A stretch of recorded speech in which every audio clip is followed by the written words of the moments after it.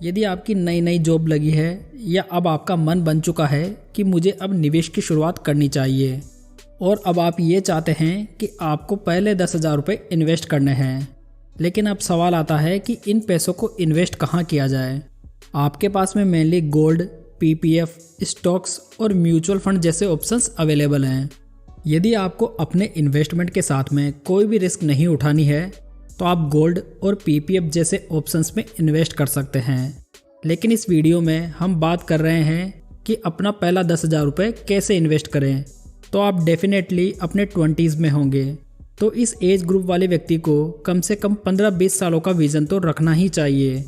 यदि इतने लंबे समय के लिए कोई निवेश करने को तैयार है तो वो थोड़ी बहुत रिस्क भी उठा सकता है, क्योंकि लंबे समय तक निवेशित रहने से रिस्क की मात्रा कम हो जाती है। तो पहले 10,000 रुपये के इन्वेस्टमेंट के लिए हम पीपीएफ और गोल्ड के ऑप्शन को निकाल देते हैं। वैसे भी इन दोनों ऑप्शंस में 7-8% से ज़्यादा रिटर्न्स नहीं मिलते। लॉन्ग टर्म इन्वेस्टमेंट के लिए आपको इससे अच्छे रिटर्न्स देने वाले ऑप्शंस भी मिल जाएंगे। हालांकि बाद में आप अपने इन्वेस्टमेंट को डाइवर्सिफाई करने के लिए गोल्ड और पीपीएफ इन्वेस्टमेंट को भी चुन सकते हैं। अब हमारे पास में दो विकल्प बचते हैं, पहला स्टॉक्स और दूसरा म्यूचुअल फंड। दोनों ऑप्शन इक्विटी मार्केट से रिलेटेड ही हैं। स्टॉक्स में हम डायरेक्ट किसी कंपनी में इन्वेस्ट करते हैं, जबकि म्यूचुअल फंड में लगभग 40-50 कंपनीज का एक पूल होता है जिसमें इन्वेस्टमेंट किया जाता है। पहले बात करते हैं स्टॉक्स की। स्टॉक्स में इन्वेस्ट करने के लिए आपको अच्छे स्टॉक्स चुनने आने चाहिए। अच्छे स्टॉक्स चुनना इतना भी कठिन काम नहीं है, लेकिन एक बिगिनर के लिए ये थोड़ा मुश्किल हो सकता है। साथ ही डायरेक्ट स्टॉक इन्वेस्टिंग में थोड़ी रिस्क भी अधिक हो सकती है। अब हमारे पास में ओनली म्यूचुअल फंड्स का ऑप्शन बच जाता है, जो कि स्टॉक्स की तुलना में कम रिस्की होते हैं, क्योंकि इसमें एक साथ बहुत सारे स्टॉक्स में इन्वेस्टमेंट किया जाता है, जिसकी वजह से रिस्क डाइवर्सिफाई हो जाती है।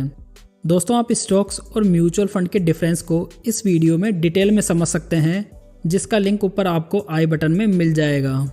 यदि एक नया इन्वेस्टर लॉन्ग टर्म के लिए 10,000 रुपये इन्वेस्ट करना चाहता है तो उसके लिए म्यूचुअल फंड्स बेस्ट माने जा सकते हैं। लेकिन अब आप में से कईयों को ऐसा लग सकता है कि अभी तो मार्केट ऑल टाइम हाई पे है और अभी के समय निवेश नहीं करना चाहिए। तो देखिए दोस्तों, मार्केट तो 10 साल पहले भी हायर वैल्यूएशन पे था, आज भी हायर वैल्यूएशन पे है और आने वाले 10 सालों के बाद भी ये हायर वैल्यूएशन पर ही रहेगा। जैसे कि आप इस चार्ट में देख सकते हैं कि सेंसेक्स 2010 में लगभग 16-17 हज़ार पॉइंट्स के करीब था, जबकि वहीं आज सेंसेक्स लगभग 62,000 पॉइंट्स के करीब है और आने वाले समय में भी ये बढ़ता ही जाएगा। तो इन्वेस्टमेंट करने के लिए किसी पॉइंट का इंतज़ार करना हमारी बेवकूफ़ी हो सकता है, क्योंकि आने वाले एक साल में मार्केट कैसा रहेगा कोई प्रेडिक्ट नहीं कर सकता। इसलिए यदि किसी को 10-15 साल के लिए मार्केट में इन्वेस्ट करना है तो आज से बढ़िया कोई समय नहीं है, क्योंकि आने वाले एक वर्ष में मार्केट ऊपर नीचे हो सकता है, लेकिन इतना भी नहीं कि आपको 10 साल बाद भी पछताना पड़े। यदि आज कोई व्यक्ति 10,000 रुपये म्यूचुअल फंड में लमसम इन्वेस्ट कर देता है और इन पैसों को 20 साल तक इन्वेस्टेड रखता है, जिस पर हम मान लेते हैं कि उसको 14% के CAGR रिटर्न्स मिलने वाले हैं, जो कि आमतौर पर इंडेक्स फंड लॉन्ग टर्म में बनाकर भी देता है, तो 20 साल बाद में इन 10,000 रुपये की वैल्यू लगभग 1,37,000 रुपये हो जाएगी, यानी कि आपका पैसा लगभग 13 गुना हो जाएगा। यदि आप अपने पैसों को 5 साल और इन्वेस्टेड रहने देते हो तो आपका अमाउंट बढ़कर 2,65,000 रुपये हो जाएगा, यानी कि आप अगले 5 साल में वो पैसा बना लेंगे जिसे बनाने में आपको शुरू में 20 साल लगे थे। अब बात आती है सबसे इम्पोर्टेंट पॉइंट की कि आखिर कौन से म्यूचुअल फंड में इन्वेस्ट करें। तो देखिए दोस्तों, मेनली 4 प्रकार के म्यूचुअल फंड होते हैं: large cap, mid cap, small cap और flexi cap. Small cap mutual fund में सबसे ज़्यादा रिस्क होती है, मिड कैप फंड में उससे कम, जबकि लार्ज कैप फंड्स में सबसे कम रिस्क होती है। वहीं फ्लेक्सी कैप फंड्स में इन तीनों कैटेगरीज का एक्सपोजर आपको एक साथ मिल जाता है। लॉन्ग टर्म के हिसाब से आप अपनी रिस्क लेने की क्षमता के अनुसार इन म्यूचुअल फंड कैटेगरीज में से एक कैटेगरी चुन सकते हैं, और ऐसा भी नहीं है कि आपको सिर्फ एक ही कैटेगरी के साथ में स्टक होना है। जैसे जैसे आपकी आमदनी हो और आपके पास में पैसा बचने लग जाए, आप किसी दूसरी म्यूचुअल फंड कैटेगरी में भी इन्वेस्टमेंट चालू कर सकते हैं। कईयों को ऐसा भी लगता है कि म्यूचुअल फंड काफ़ी रिस्की होते हैं और इनमें पैसा नहीं बन पाता है। तो देखिए दोस्तों, आप किसी बेकार म्यूचुअल फंड में भी इन्वेस्ट कर देते हैं तो म्यूचुअल फंड की लॉन्ग टर्म की हिस्ट्री बताती है कि 10 साल बाद में किसी भी म्यूचुअल फंड ने नेगेटिव रिटर्न्स बनाकर नहीं दिए हैं। स्मॉल कैप म्यूचुअल फंड जिनमें काफ़ी ज़्यादा रिस्क होती है, उनके बारे में अधिकतर कहा जाता है कि इनमें निवेश नहीं करना चाहिए, इनमें पैसा डूबने की संभावनाएं बहुत अधिक होती है।